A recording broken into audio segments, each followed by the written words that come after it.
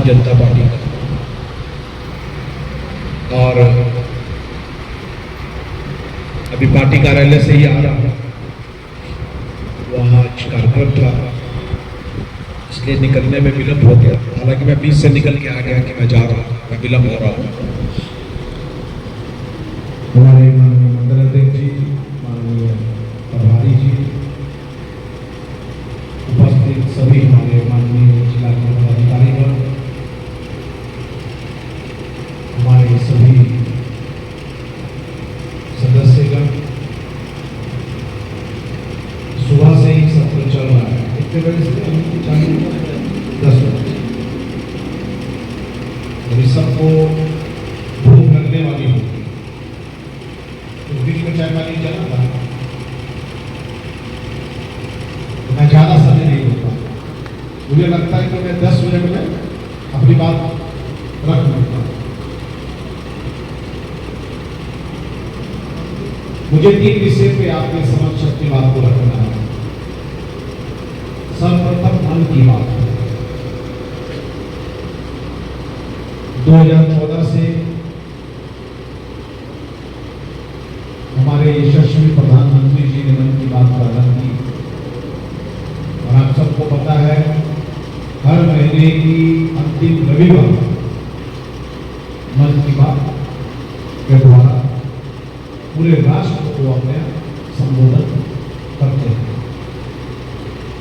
एक प्रधानमंत्री विश्व के सबसे बड़ी लोकतंत्र, सबसे बड़ी जनसंख्या वाले देश के और विश्व की सबसे बड़ी पार्टी के मुखिया के रूप में उनके मुखारबिंद से जो बात निकलेगी या निकलती है,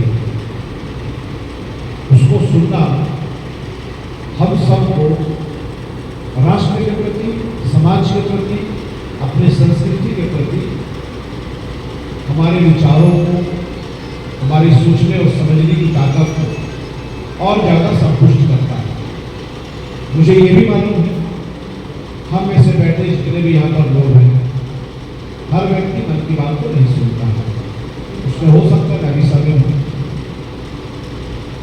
कई बार मिस हो जाता है, कई बार बाद में ऑडियो के सुनते हैं, लेकिन 110 एपिसोड लगभग हो गए हैं मन की बात को। अगर उसको हम सुनेंगे तो यकीन मानिए इससे हमारा ही उत्थान होगा, और अन्य लोगों तक जितनी ज़्यादा से ज़्यादा लोगों को हम जोड़ सकें, अपने अपने घरों में टीवी लगा दी, बगल से लोगों को बुला जाकर, क्योंकि तो सबके घर में सिर्फ आपको उनको आग्रह करना है कि मन की बात को सुनना चाहिए। मुझे लगता है कि ये चाहे सामाजिक चेतना हो, चाहे सांस्कृतिक विषय हो, चाहे महिला सशक्तिकरण हो, चाहे खेल कूद हो, चाहे अन्य जन कल्याणकारी योजनाओं को लेकर मन की बात को सभी चीजें प्रधानमंत्री जी कहने का प्रयास करते हैं, क्योंकि मन की बात में जाना, अपनी बात को करना, ये कोई यूं ही नहीं उनका सोचा, पूरे संगठन में सोचा है। और उसमें कई गंभीर विषय ऐसे आते हैं जो मन की बात अगर हम सुनेंगे तो हम बेहतर तरीके से कार्यकर्ता होने के नाते बेहतर कार्य करते हैं।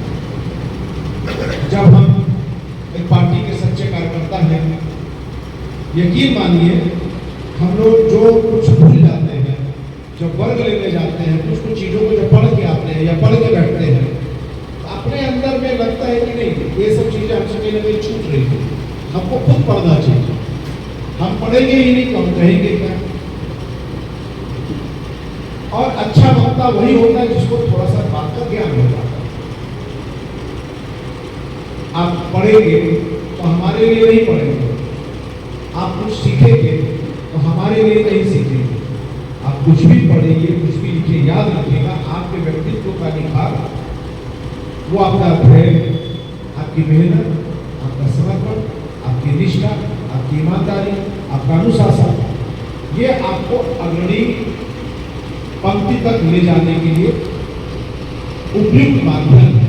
नॉलेज, ज्ञान, अनुभव, इसलिए मन की बात माननीय प्रधानमंत्री जी का हम सुने, मिस कर रहे हैं, बाद में सुने, अपने माध्यम से कर्मठ कार्यकर्ता होने के नाते इसको ज़्यादातर लोग, खासकर महिलाओं और जहाँ भी जाता हूँ कहता हूँ कि अगर एक घर की एक महिला ने, एक माँ ने, एक बेटी ने, एक बहू ने अगर मन की बात को लगातार सुन रही है तो यकीन मानिए वो हमसे ज़्यादा तेज हो जाएगी, हमसे ज़्यादा उनका व्यक्तित्व का निखार होगा।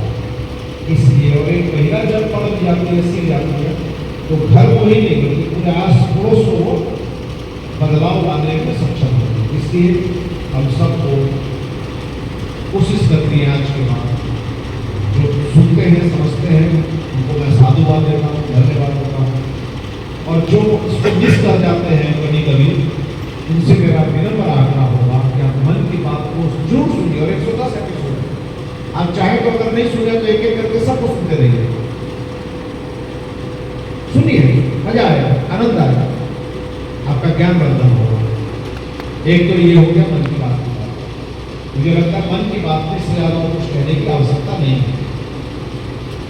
दूसरा विषय मैं आता हूं बूथ प्रबंधन। आप सबको पता है, हमें भी पता है, आप कोई भी लड़ाई तभी जीत सकेंगे, विश्व की सबसे बड़ी राजनीतिक दल बनने का पीछे जो सबसे बड़ी मेहनत किसी की होती है तो बूथ में बैठा हमारा कार्यकर्ता की सक्षमता, उसका अनुशासन और उसका समर्पण भाव पार्टी के लिए, उसका फेस वैल्यू। जो हमारा बूथ अध्यक्ष है वो 1000, 1200, 800 लोगों के बीच में क्या उसकी फेस वैल्यू है, और वो हर घर को जानता है, हर घर की बहन बेटी को, भाई को जानता, पारिवारिक संबंध है। बूथ सबसे बड़ी ताकत है किसी भी संगठन को खड़ा करने की, और मुझे पूरा विश्वास है कि आने वाले समय में पार्टी जिस प्रकार से बूथ को और सशक्तिकरण करने के लिए कार्य कर रही है, आने वाले समय में उसको और अपनी मेहनत से, अपनी प्रयासों से बूथ प्रबंधन को और ज्यादा मजबूत करने में अपनी बड़ी भूमिका अदा करेंगे। क्योंकि यह आपको करना जरूरी है, यह आपका धर्म और कर्तव्य बनता है। और धर्म और कर्तव्य क्यों बनता है? क्योंकि हम सभी यहां पर बैठे पदाधिकारी, सदस्य, सब अपनी मातृभूमि के प्रति, अपनी इस मिट्टी के प्रति, अपने इस भारत माता के प्रति, राष्ट्र सर्वोपरि, पहला हमारी पंचनिष्ठा में राष्ट्र सर्वोपरि। हम अगर संवेदनशील तरीके से, ईमानदारी के साथ पार्टी को आगे बढ़ाने में बड़ी भूमिका अदा नहीं करेंगे, चाहे बूथ से लेकर के आगे तक हो, इतना आपको मैं यकीन दिला देना चाहता हूँ, हमारे नौजवानों को भी, आपको भी, सबको, हमारा आने वाला जो भविष्य है इस राष्ट्र का, इस देश का जो भविष्य है, वो केवल और केवल भारतीय जनता पार्टी के कार्यकर्ताओं के हाथों में है। दूसरा कोई दल ऐसा नहीं है तो राष्ट्र के उत्थान के लिए और राष्ट्र के प्रति उतनी चिंता करता, कोई दूसरा दल नहीं है, केवल भारतीय जनता पार्टी एकमात्र दल है। और उसके कर्मठ कार्यकर्ता, एकमात्र कार्यकर्ता ऐसे हैं जो इस राष्ट्र के उत्थान के लिए बुनियादी तौर पर अपने मन में पीड़ा लेकर के चलते। कौन सी राजनीतिक दल है जो राष्ट्र के परम वैभव के शिखर तक पहुंचने की कल्पना करती है, सांस्कृतिक मूल्यों की रक्षा करते हुए हमारी जो सांस्कृतिक विरासत है उसको चोट पहुंचाने की बहुत जोर से प्रयास हो रहा है, चाहे घुसपैठियों के माध्यम से, चाहे हमारे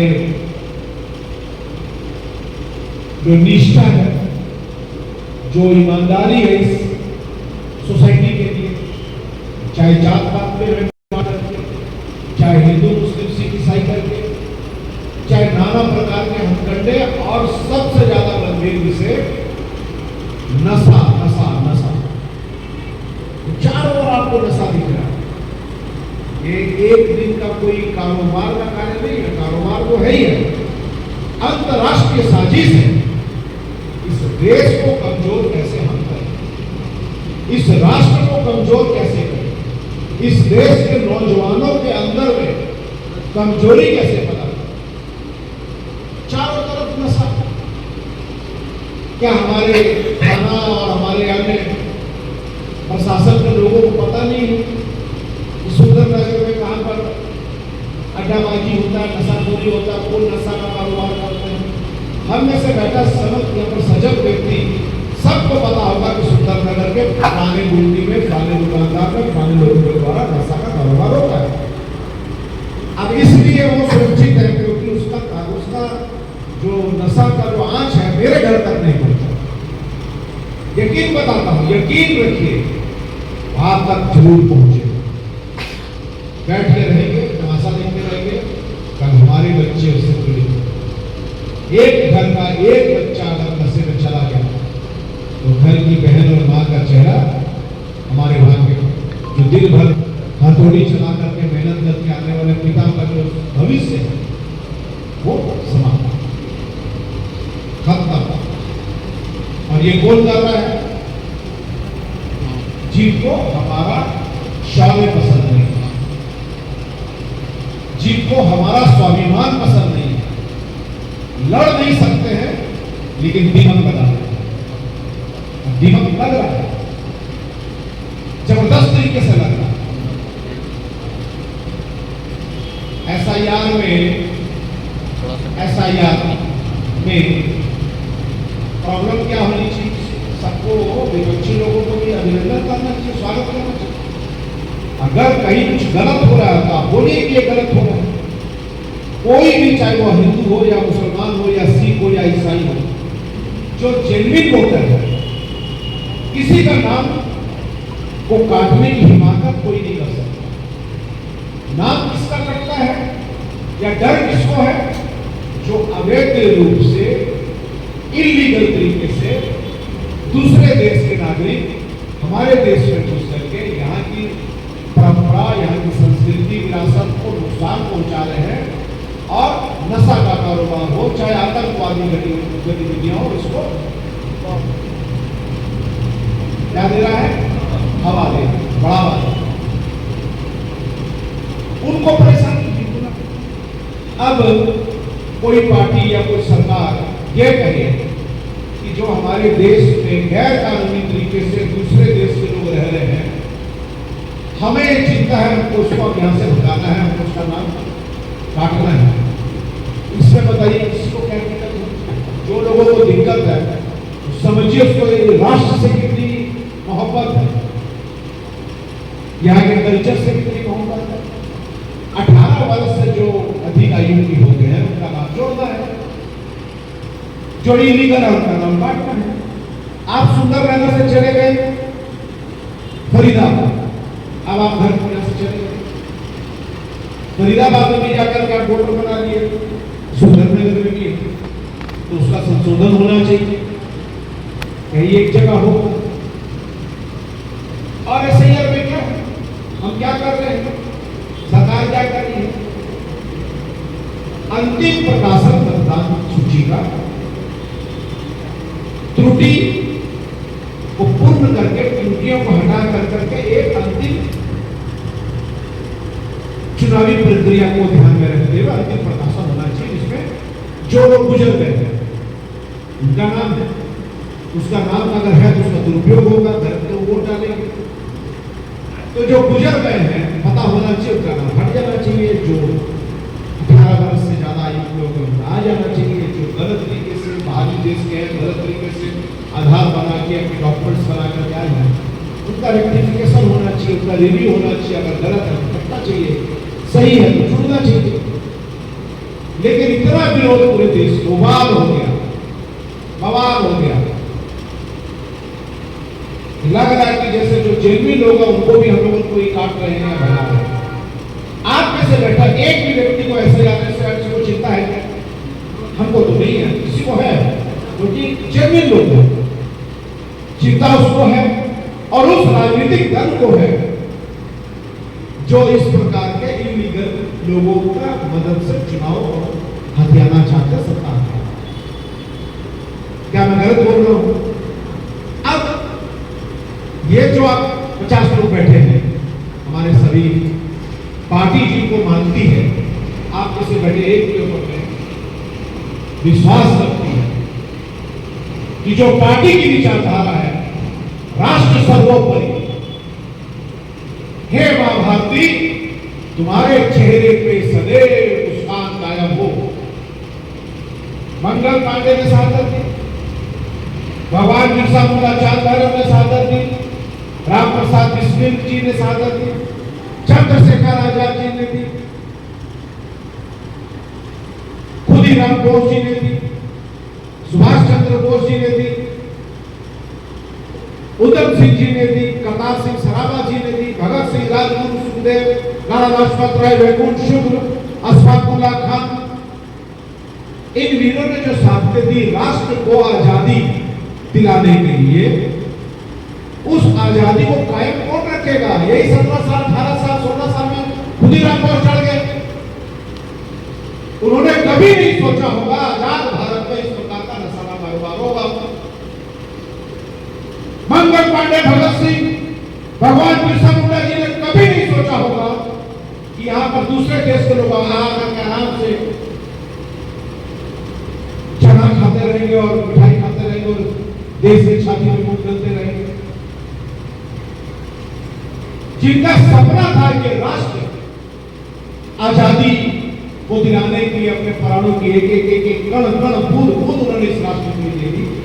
आज उनके सपने को अगर कोई तोड़ने का काम कर रहा है, उनके सपने को कोई खंडित करने का काम कर रहा है, तो उन्हीं बलिदानियों का सपने को आगे लेकर के बढ़ने वाले कार्यकर्ताओं का नाम है भारतीय जनता पार्टी का कार्यकर्ता।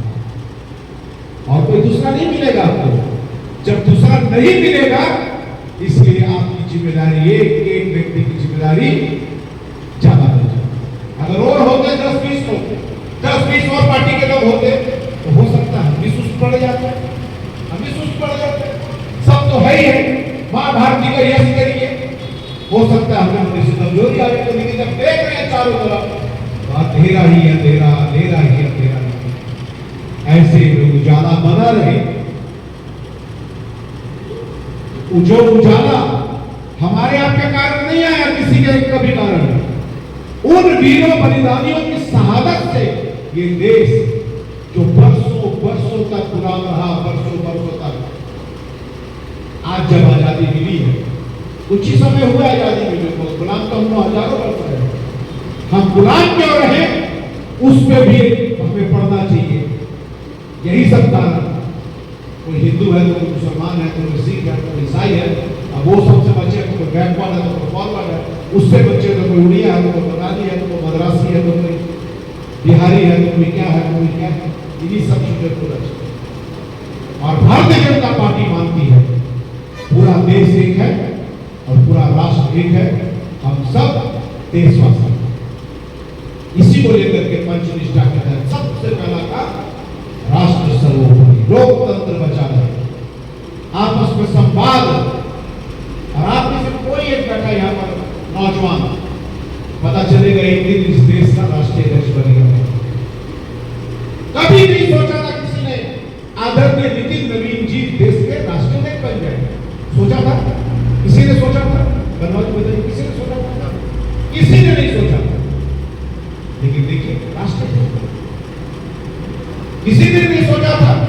एक गरीब घर का लड़का परिचालक के रूप में निकला, रेलवे स्टेशन में संघर्ष का जीवन जिया और आज इस देश का क्या है? प्रधानमंत्री। ये है भारतीय जनता पार्टी का लक्ष्य। इसलिए मेरे मित्रों, मैंने कहा था मैं 10 मिनट में समाप्त करूंगा, लेकिन शायद 20 मिनट हो गए। लेकिन विषय बहुत गंभीर है मेरे भाइयों, मेरी बहनों, याद रखिए हमें सिर्फ एक काम करना है, सिर्फ एक काम। आपको याद रखना है, जानते हैं आज की डेट में महारानी लक्ष्मीबाई बनने में दरकार नहीं है, ना आपको लड़ना है, ना आपको मरना है, ना आपको फांसी में चढ़ना है, ना आप में से किसी को मंगल पांडे, भगत सिंह, राजगुरु, सुखदेव, सुभाष चंद्र बोस बनना अपने की आवश्यकता नहीं है, जिंदा रहने की आवश्यकता है।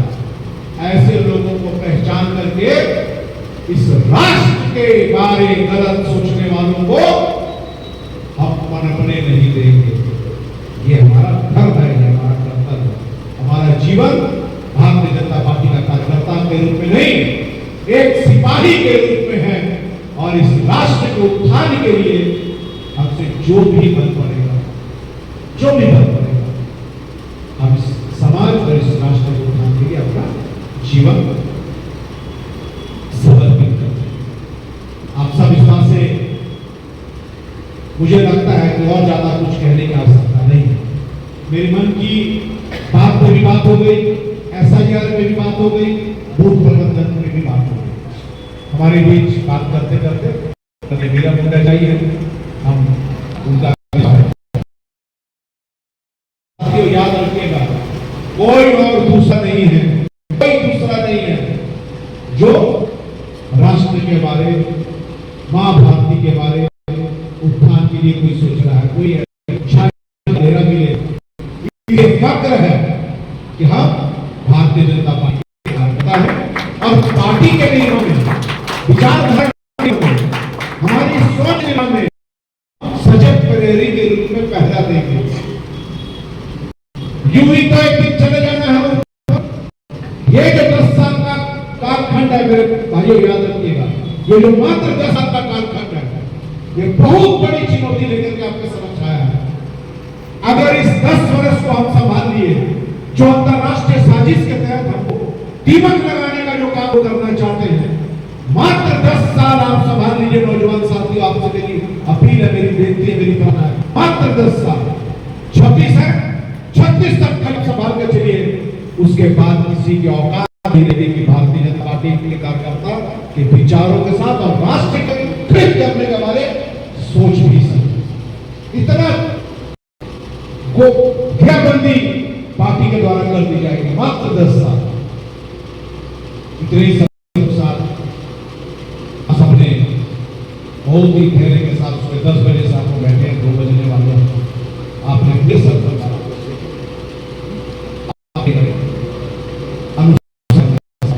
मगन के साथ पूरा इस बातों को सभी की अलग-अलग 17 सब किया। बस इतना ध्यान रखना है कि जो हमारे पास आई है उनको ध्यान रखना है। कंक्लूजन क्या है? समापन सत्र में एक ही है कि आपके बिना पार्टी अधूरी है। आपके बिना सहयोग के तमाम आने वाली चुनौतियां, आपका समर्थन, आपका साथ भारतीय जनता पार्टी के कार्यकर्ताओं को पूरे मनोयोग के साथ, ऊर्जा के साथ ऐसे तमाम कार्यों के लिए समर्पण भाव से समय देना है।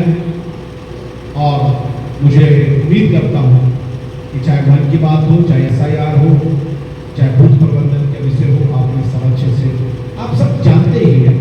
हमें तो चूंकि बोलना है इसलिए हम बोल रहे, लेकिन आप सब हमसे सीनियर लोग भी यहाँ बैठे हैं, सब जानते हैं। मैं आपको बहुत बहुत आभार करता हूँ और एक बार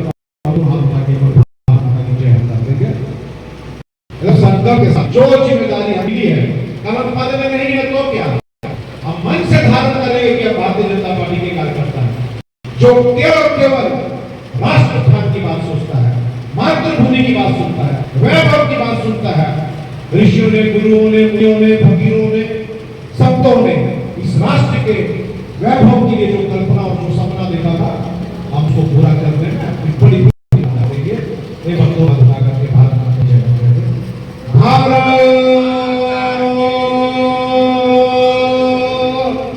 माता की दम से बोलिए और ताकत के साथ बोलिए। माता की, भारत माता की, वंदे मातरम, वंदे मातरम। जनता पार्टी जिंदाबाद, जिंदाबाद, जिंदाबाद, जिंदाबाद, जिंदाबाद, जिंदाबाद। भारत माता की जय। बहुत बहुत धन्यवाद।